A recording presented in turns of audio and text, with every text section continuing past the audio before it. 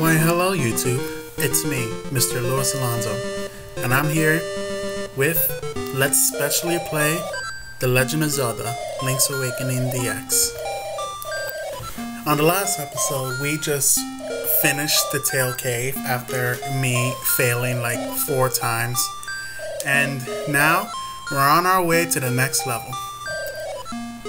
When I first played this, the owl kind of startled me a bit because it's been a while since I played Link's Awakening, so I had no idea that the owl would pop up. And, like, I was also kind of scared, well, not scared, but I was kind of startled with the kids too, because I mean, I knew that I had to do the chain chomp thing at some point, but I'm getting ahead of myself. How's everyone's Halloween? My Halloween was kind of cool. I got a capture card. Yeah, here's the kids going all crazy and stuff. So I got a capture card, and I went to record Smash Brothers videos, but I learned that my capture card can't capture audio as well. It can only capture video, and for some weird reason, my capture card can also not capture long videos, so it's like 5-second capture. So I'm gonna try to figure out what's wrong, and I'm gonna be capturing Smash Brothers videos, of course. That's the first step for me in order to make machinima. And while I was there, I was playing some Smash Brother. I hacked my college's Wii. Well, not my college's Wii, but the Wii for the Hive, which is like the basic hangout in my college. And I was playing as Shadow the Hedgehog with Donkey Kong, or Shadow over Donkey Kong, and it's a awesome hack. And somebody came and we played. It was me and somebody else, and we were playing with items.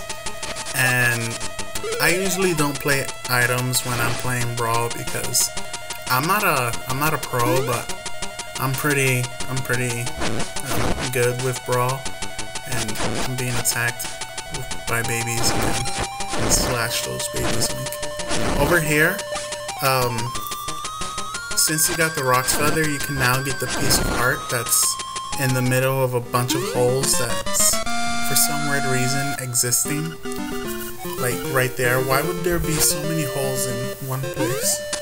And you need the power bracelet for that, so you can get the Crazy Tracy's.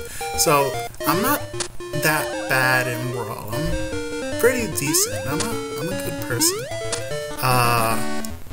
My main is Link, although I'm starting to change it up a bit now. I'm replaying with Pikachu, and I was already good with Pikachu, but I'm trying to learn some techniques so that I can be better with Pikachu, like quick attack cancel, where if you do the quick attack with Pikachu, and you go any direction, well, left and right, basically. Basically, if you quick attack left or right and then quick attack down, you smash to the floor and you pretty much bounce back up, which allows you to do a quick attack again, and you can infinitely do quick attack cancels so that you can like maneuver all your way around the entire stage. This is the boss Moblin. He's such an idiot, like, but you know, Nintendo and their witty humor. In order to beat the boss Moblin, you pretty much have to make him crash into the wall, and he's gonna smash himself, and you gotta attack him with a sword afterwards. I'm doing the sword shield skill thing that allows me to get cool offense and awesome defense as well. Anyways, so the quick attack cancel is actually a pretty difficult technique to learn. And trying to learn that so I can use it more with Pikachu. I was experimenting with the quick attack before I learned that it was called the quick attack cancel. I'm saying council, like class council. So I was experimenting and I learned it by myself, which I'm a person that learns a lot of things by himself. And I learned the quick attack cancel by myself, and the owl comes here. And the reason why I learned it was because when I smashed down on the floor with a quick attack, I learned that I can immediately do a thunder right after, or I can do aerial down, and I was curious as to why that was the case, so I just looked up Pikachu advanced techniques and I learned that it was called the quick attack council. That bird was going psycho, like turning left and right, like all the time. So over there, that's the entrance to the color dungeon. I can't access it yet because I'm severely underpowered. I mean, 4 hearts is not enough to go anywhere in this game. Trust me. But I'm over here. I'm exploring the place with my new Chain Chomp Bow Wow. Chain Chompy. I love him. He eats all the enemies for me.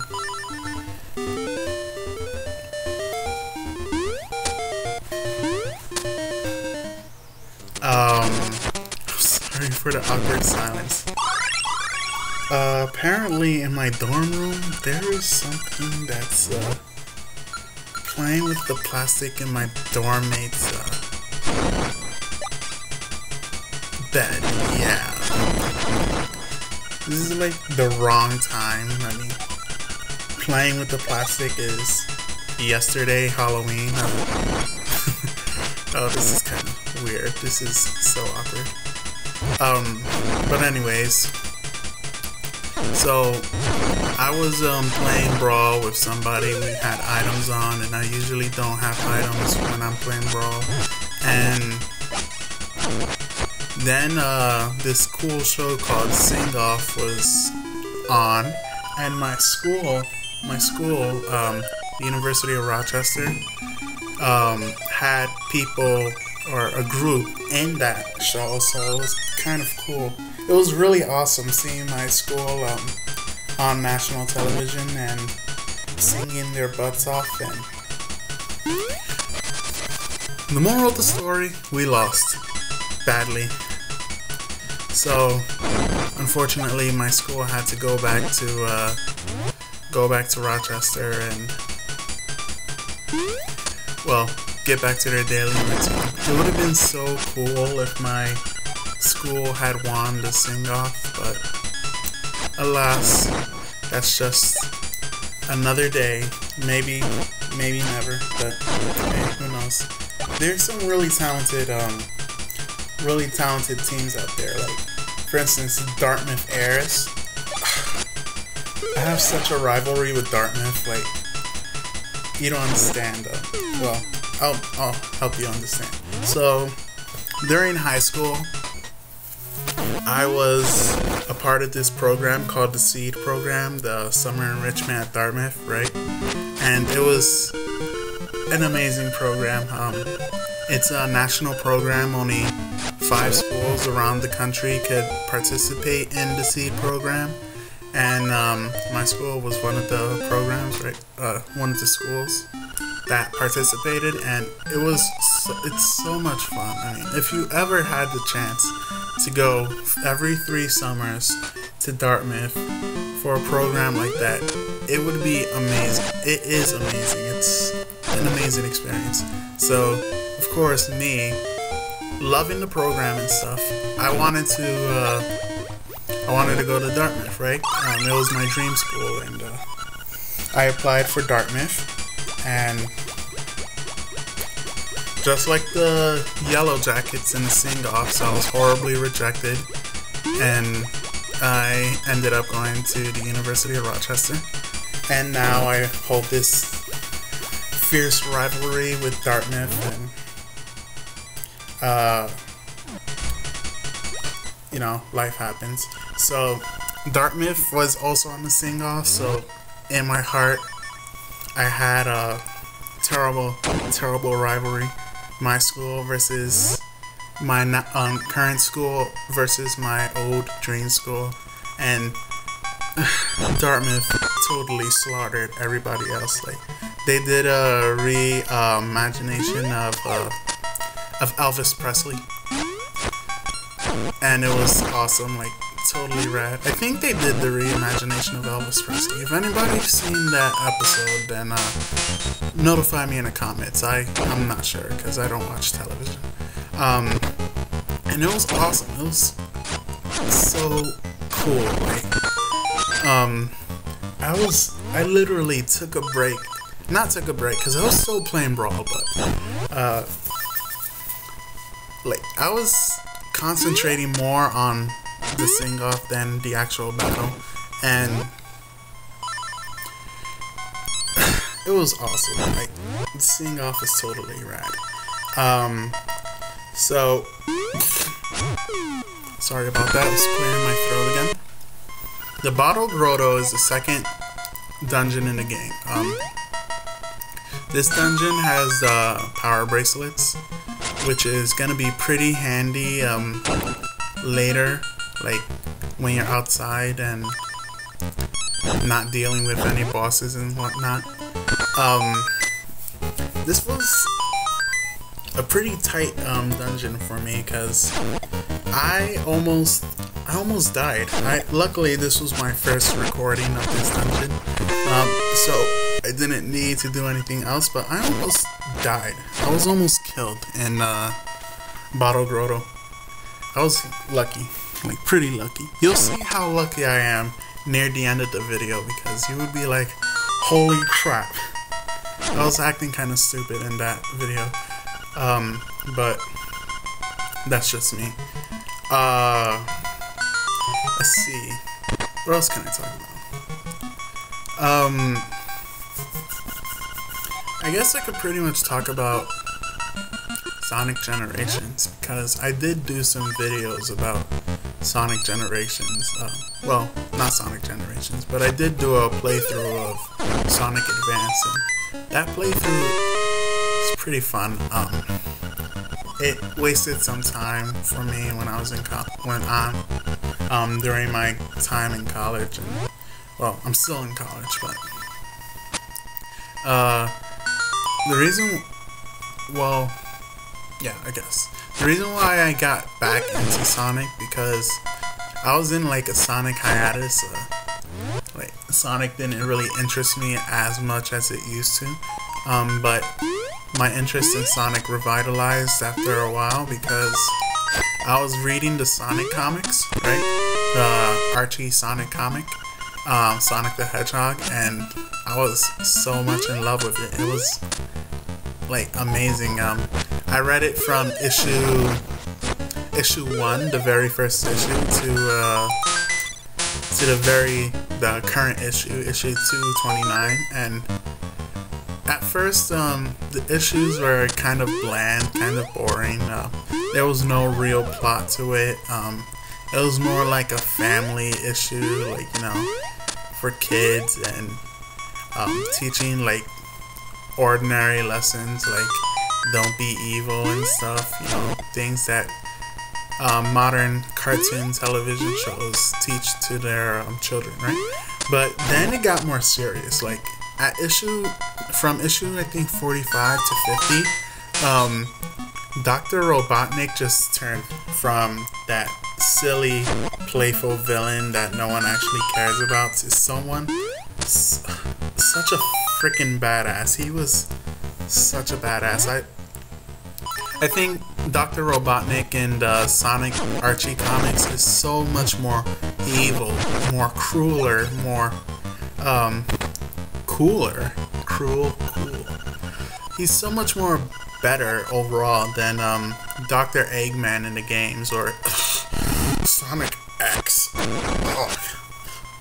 I'm sorry, but Chris Thorndike ruined everything for me. Chris Thorndike ruined everything for me about Sonic X. I may end up trying to watch Sonic X, but I don't know. I think it's too corny with its lessons and stuff for me. Oh gosh, you know what? I just remembered that first treasure chest. I completely forgot about it. Maybe I'll go back to it later. Yeah, I'll go back to it later. But anyways, so the Sonic comics were amazing. They are amazing. You should read it if you ever get the chance. Look at the YouTube channel Sonic Comic World. This mini boss is so easy. If you like, every time you hit him, he drops a bomb. He does that charge in order to grab you and throw you to the other side of the arena. Of course, there's holes all over the ground so that when he grabs you, basically you just fall down the hole and lose more health. But a few spin attacks and normal sword slashes will do the trick. No problem. Sonic the Hedgehog, the comic series, is so much fun.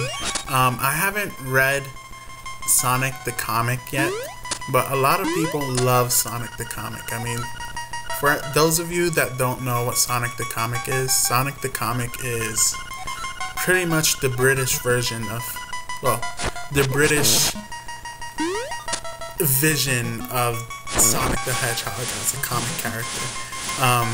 In this part, I completely failed because when you press down, that's a black hole, right? When you press down, you get closer to the black hole and you accelerate faster. So I didn't know that, and I just I held down and I just completely fell to my death. But not my death, but you know, you get the point. I gotta stop doing that. 20 rupees! Yay! So, I haven't read Sonic the comic, but I look it up on the Sonic Wiki. Yes, I go to the Sonic Wiki. It's awesome. It's Sonic News Network. It's called the Sonic News Network, but it's really sonic.wikia.com or whatever it's called. I'll probably post a link about it. So I read about it on that website, and Super Sonic apparently in Sonic the comic is so cruel and evil and horrific. It's like he's not even Sonic, because you know Sonic is more true blue. He's a freedom fighter, a person that wants justice and he wants peace in the world.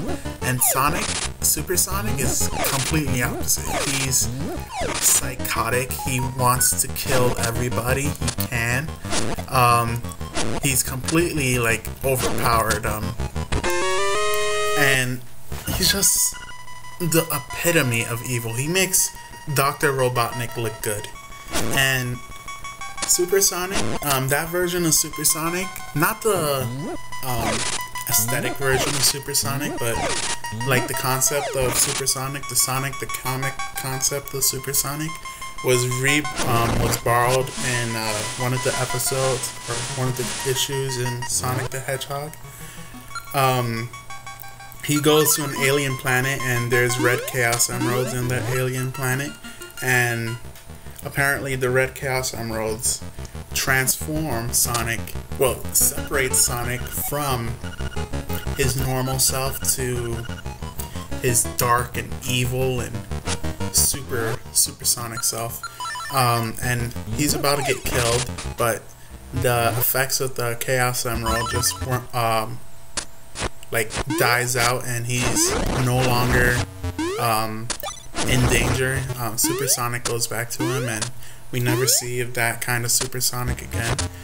And it's those kinds of miniature issues that really bring about Sonic the Hedgehog as a comic character and Archie's genius. I mean, It's so awesome.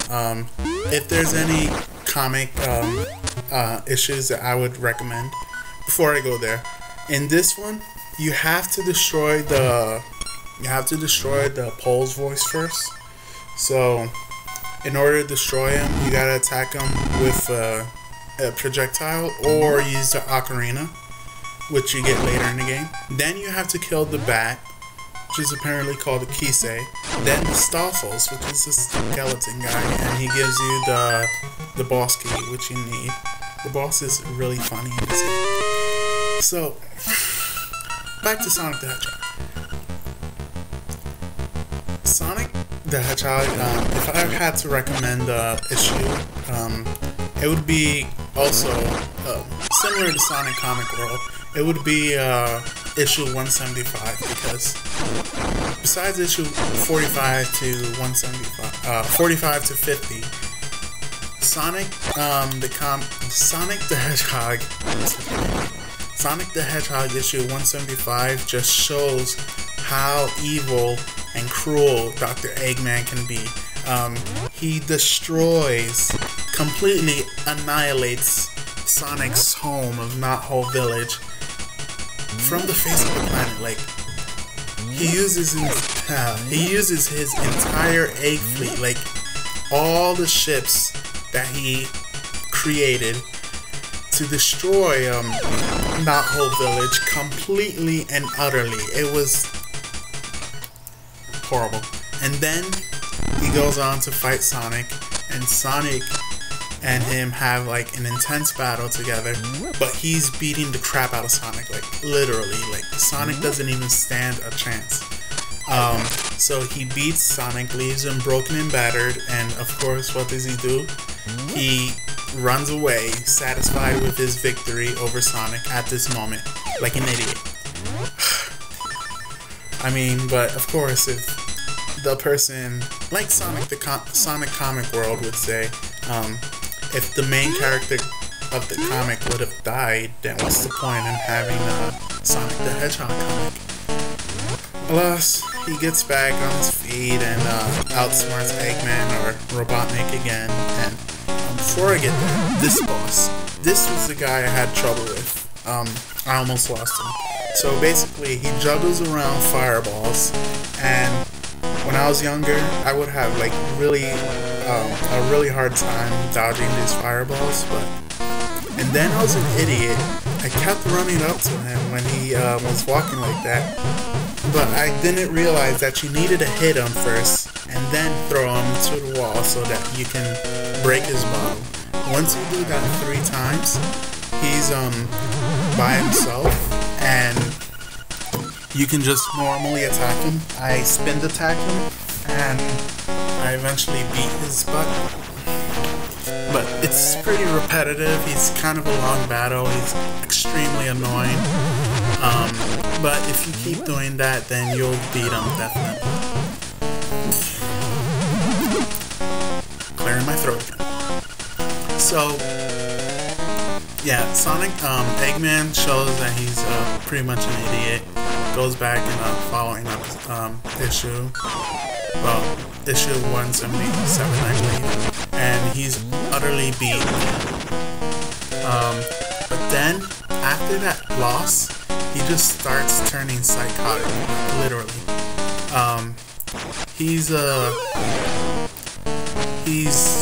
just out of his mind. Like, he starts losing it. Like, he really does become a mad scientist. He loses it, he becomes a new person, and completely changes the Sonic the Hedgehog comic for Archie forever and ever. There's the contour. I'm gonna be quiet so you can listen to the lullaby that it produces.